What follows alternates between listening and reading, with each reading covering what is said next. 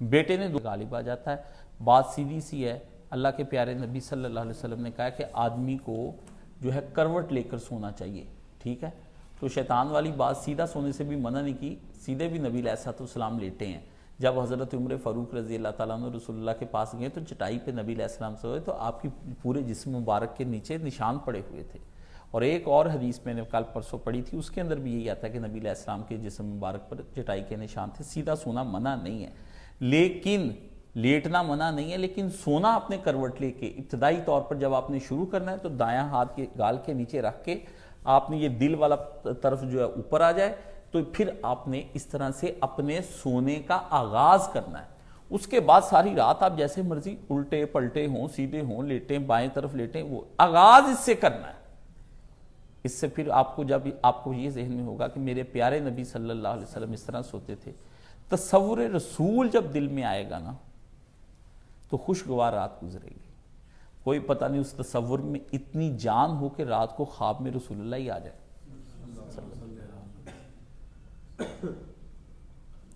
اسلام بہت زبردست دین ہے. اسلام کے اندر ساری بات تصورات پر ہے. یہ آپ کا کچھ بھی نہیں بگڑا اس امت کا, صرف تصور بگڑے. کانسیپٹس آپ کے تباہ کر دیے گئے ہیں, مسئلوں کے اندر الجھا دیا گیا آپ کو. یہ مسئلہ کیا ہے, وہ مسئلہ مسئلہ نہیں ہوتا, اس کے پیچھے ایک تصور ہے, ایک دنیا باد ہوتی ہے. جب آپ کو اپنے نبی کا تصور آئے گا تو سر سے پاؤں تک آپ سرشار ہو جائیں گے. نبی علیہ السلام, اللہ اللہ اللہ, نبی علیہ السلام کا ذکر آتے ہی بندے کا قلب پگھل جاتا ہے.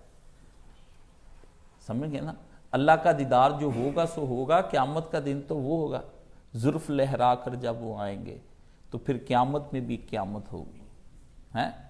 رسول اللہ جب وہاں پہ آئیں گے سیاہ زلفوں کے ساتھ, وہ کہتا قیامت تو ایک قیامت ہے ہی, پر رسول اللہ کا آنا قیامت ہو جائے گا. امتی رو رو کے غش کھا کے گر جائیں گے اپنے نبی کو دیکھ کے کہ ہمارے پیارے نبی صلی اللہ علیہ وسلم دنیا میں نہ ہم دیکھ سکے, آج ہم دیکھ رہے ہیں. شفاعتیں تو بڑی بات کی باتیں ہیں. دیدار مصطفیٰ صلی اللہ علیہ وسلم ایک قیامت کے دن کا ایک الگ ہی نشہ ہونا ہے مومنوں کے لیے. اوپر سے اللہ کی رحمت کا سایہ مل گیا کسی کو, عرش الہی کا, ادھر رسول اللہ کا دیدار مل گیا, ساتھ ہی شفاعت رسول صلی اللہ علیہ وسلم کبرا اور صغرا دونوں نصیب ہو گئیں. تو پھر چاہیے کیا بندے کو اور دنیا, مجھے یہ بتائیں. نبی کا دیدار, عرش کا سایہ, شفاعت کبرا اور صغرا, جی, اور پھر اس کے بعد جب شفاعت ہوگی تو نامہ مال دائیں ہاتھ کی طرف. اللہ اللہ اللہ اللہ, پیارے پیغمبر صلی اللہ علیہ وآلہ وسلم, درود ان پر, سلام ان پر. وہ جس کے گھر میں چاندی تھی نہ سونا تھا, وہ جس کا ٹوٹا بوریا بچھونا تھا, وہ جس نے خونیوں کو کبائیں دیں, وہ جس نے ظالموں کو فقط دعائیں دیں. درود ان پر, سلام ان پر. تو اپنے نبی کا تو ذکر ہی ایک عجیب چیز ہے. مجھے تو اتنی وارفتگی ہو جاتی ہے نبی علیہ السلام کا ذکر کرتے, میں تو بعض اوقات خوف سے کہ جسم ہی کانپنا شروع ہو جاتا ہے, کب کپاہٹ طاری ہو جاتی میرے قلب پر کہ ہم اپنے پیارے نبی صلی اللہ علیہ وسلم کو دیکھیں گے. کسی نے ایک اللہ کے صاحب ایک تابعی سے پوچھا کہ آپ یہ بتائیں کہ موت کے بعد کون سی چیز اتنی اہم ہے کہ جس کی وجہ سے آدمی موت کے آنے پر خوشی دل میں محسوس کرے. کیونکہ موت کا تصور ہم کو لرزا دیتا ہے نا. کافر کی موت سے بھی لرزتا ہو جس کا دل, کہتا ہے اسے کون مسلمان کی موت مار. کافر بھی ایڑیاں رگڑ کے مار رہا تو ہم رو رہے ہوتے ہیں, کجا مسلمانوں کی طرح مرنا, گردنیں کٹوانی, یہ کرنی, وہ تو ویسے ہی جان نکالا, اچھا مار دیں گے ہمیں. تو وہ اس سے پوچھا گیا کہ سب سے اچھا تصور کیا ہے موت کے بعد, کون سی چیز ہے پرکشش. تو اس نے کہا سب سے زیادہ پرکشش یہ ہے کہ وہاں پہ رسول اللہ صلی اللہ علیہ وسلم ہوں. جنت کے اندر دنیا کی سب سے پرکشش چیز رسول اللہ صلی اللہ علیہ وسلم کے ساتھ ملاقات ہے. دودھ شہد کی نہریں نہیں ہیں, سونے چاندی کے محلات نہیں ہیں, کھانے پینے کی چیزیں ایک لمبی عمر نہیں ہے. اصل چیز یہ ہے کہ وہاں میرے پیارے نبی صلی اللہ علیہ وسلم ہوں گے. وہ جنت کی نعمتوں میں سے سب سے اعلیٰ نعمت کا جو نعمت ہے وہ نبی علیہ السلام کا وجود مبارک ہے. سرکار وہاں موجود ہونے ہیں. روٹی تو کھا لیں گے, روٹی کا کیا ہے, روٹی تو چٹنی اچار سے بھی اللہ ہمیں وہاں دے دے, پر ہمیں ہمارے نبی کے ساتھ بٹھا کے اللہم انی اسألک مرافقۃ رسول اللہ صلی اللہ علیہ وسلم، اللہ میں تجھ سے تیرے نبی کا ساتھی بننے کی دعا کرتا ہوں، مجھے اپنے نبی کے ساتھ وہاں پہ جنت میں داخل کر دینا۔ اصل مزہ تو رسول اللہ کا ہے، باقی باتیں ساری بات کی ہیں، پھر دیکھیں گے، کھا لیں گے، کوثر سے بھی پانی پی لیں گے، تسنیم سے بھی پی لیں گے، حوض کوثر پہ بھی چلے جائیں گے، شہد بھی چکھ لیں گے، حوروں سے بھی مل لیں گے، غلمان بھی نوکر آ جائیں گے، پر جو نشہ سرکار سے ملاقات کا ہے اس جیسا دنیا میں نشہ کوئی نہیں ہے۔ یہ ایک نشہ الگ ہونا ہے، یہ ہے اللہ کی نعمت۔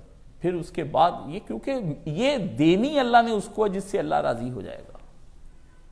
اللہ راضی، اپنے راضی ہونے پر دیدار مصطفیٰ بخشے گا سب کو، اور یہ وہ دیدار ہے جو کافر کو بھی اللہ نے کرانا ہے، ایک دفعہ مومن کو بھی کرانا ہے۔ سب دیکھیں گے نبی علیہ السلام اس دن اللہ تعالیٰ کی بارگاہ میں شفاعت کے لیے کھڑے ہوں گے۔ نبیوں کو بھی اللہ کے پیارے نبی صلی اللہ علیہ وسلم کی شفاعت کبریٰ کی امید ہوگی۔ سارے انبیاء کرام اللہ نے ایسی عزت پیارے، آپ اس نبی کی امت ہیں، آپ ذرا اپنے بارے میں سوچا کریں آپ کون ہیں۔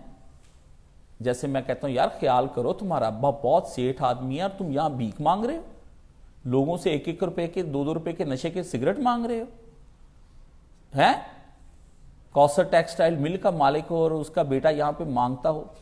آپ کس نبی کی امت ہیں؟ آپ سوچا کریں۔ آپ 3rd کلاس اپروچ پہ جیتے ہیں، آپ امت کم اور کوئی اور ہی شے بننے کی کوشش میں پھر رہے ہیں۔ جائیں، آپ کے نبی نے تو دنیا کو ٹھکرایا ہوا ہے، آپ دنیا کے پیچھے بھاگ رہے ہیں۔ جن کے نبی نے ٹھکرا دیا دنیا کو، جن کے نبی نے دنیا سے متمتع اتنا ہوئے جتنے کی آپ کے نفس کو اور جسم کو ضرورت تھی، وہ لوگ پورے کے پورے دنیا کے اندر ڈوبے ہوئے ہیں۔ یہ نہیں ہو سکتا۔ جائیں، جا کے اپنے پیارے نبی صلی اللہ علیہ وسلم کی تلاش کریں۔ آپ لوگوں کو ابھی آپ کے نبی کا تصور نہیں دیا گیا، جا کر پہلے رسول اللہ صلی اللہ علیہ وسلم کا تصور حضور کا ڈھونڈیں۔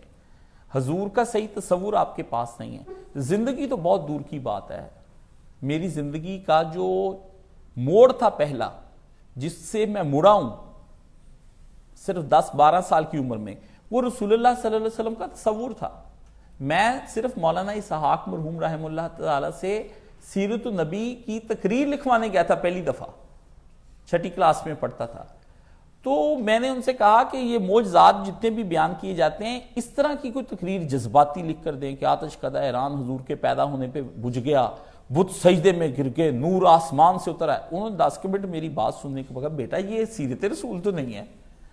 تو میں نے کہا پھر یہ کیا ہے؟ کہتے بیٹا یہ نہیں، نبی ایک عجیب چیز ہوتا ہے، نبی دنیا سے ایک بلند چیز ہوتا ہے، وہ خدا کا پیارا ہوتا ہے، خدا اس کے اوپر فرشتے بھیجتا ہے، وہ نور کے جب اس کے قلب پر اترتا ہے، اس کے نور قلب سے پھر ایک دنیا چمکتی، اتر کر پھر وہ سوئے قوم آیا، ایک نسخہ کیمیا ساتھ لایا، وہ بجلی کا کڑکا تھا یا صوت ہادی، عرب کی زمین جس نے ساری کی ساری ہلا دی۔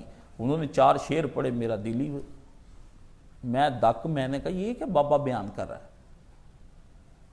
وہ اتنا اثر کیا کہ میں نے جا کے اسکول میں اپنا نام کٹوا دیا۔ میں نے کہا سر میں جھوٹی تقریر نہیں کروں گا، نہیں کی میں نے پھر، حالانکہ میں بزم ادب میں بہترین طالب علم تھا تقریر کرنے والا، بڑی زور شور سے شعر و شاعری لطیفے، یہ میں اسکول دور میں بڑی پرومیننٹ شخصیت تھا۔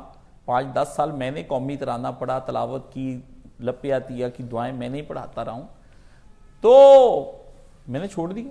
اور اگلے دن میں نے آیا ہوں واپس، 3 بجے میں واپس آیا اسکول سے، سردیاں تھیں۔ پھر اس کے بعد میں مولانا صاحب کے پاس بیٹھ گیا، مجھے رسول کا بتائیں، رسول کیا ہوتا ہے۔ انہوں نے پھر مجھے کہا کہ رسول جو ہوتا ہے نا وہ توحید کی دعوت لے کر آتا ہے۔ میں نے کہا پھر وہ توحید کیسے ہے؟ انہوں نے پھر مجھے ایک کتاب دی، کتاب التوحید، امام محمد بن عبد الوہاب رحمہ اللہ تعالی، جس کی وجہ سے آپ وہابی کہلاتے ہیں۔ انہوں نے کہا بیٹا پڑھ جا، فی قرۃ عیون، وہ میرے سامنے پڑھی، آنکھوں کی ٹھنڈک، 2 جلدوں میں انہوں نے مجھے کہی، انہوں نے کہا اس کو پڑھ جاؤ، توحید پکی کرو، نبی دنیا میں توحید کے لیے آتا ہے۔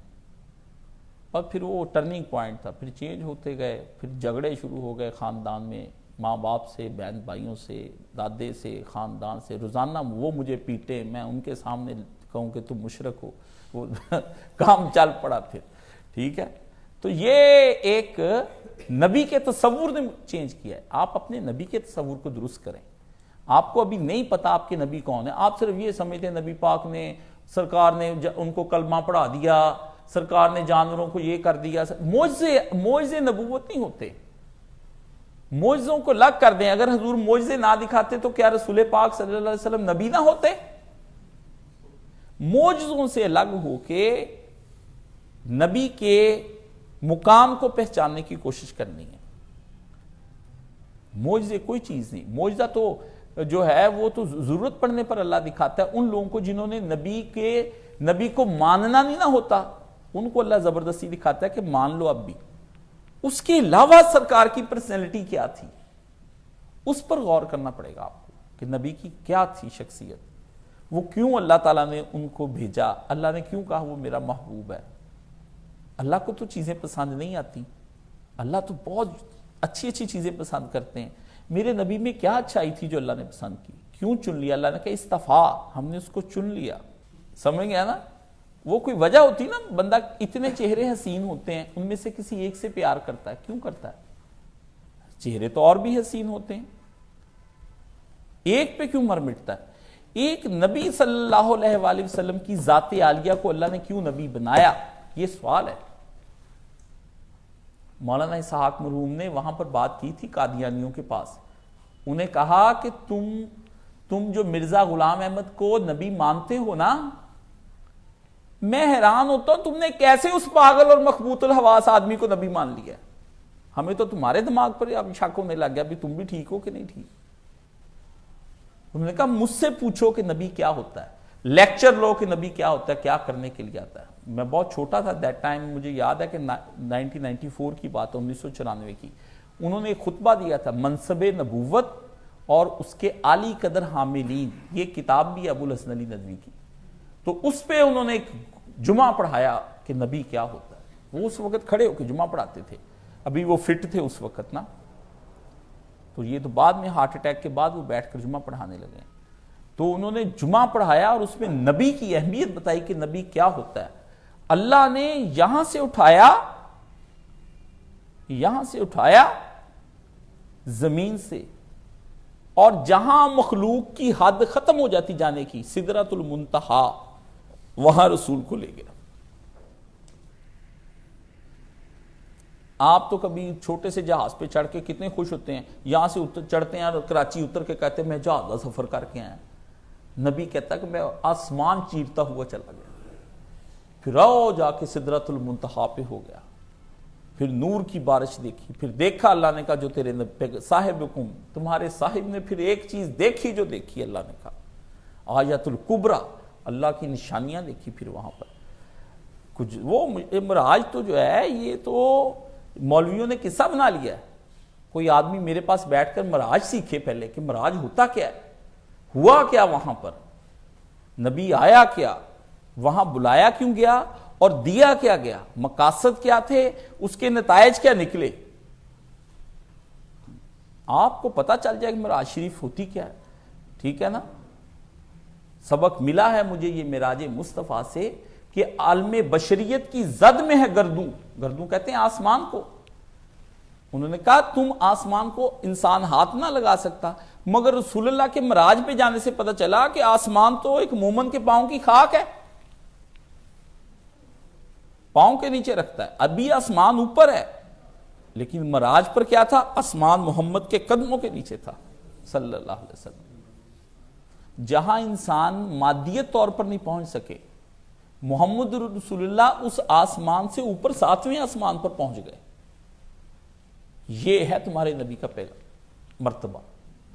باقی یہ پوچھتا ہے پیارا بیٹا کہ دونوں پلڑے جب بھاری ہو جائیں گے، برابر ہو جائیں گے، پھر بیٹا دو چیزیں کام آئیں گی وہاں پر، خدا کی رحمت اور شفاعت رسول صلی اللہ علیہ وسلم.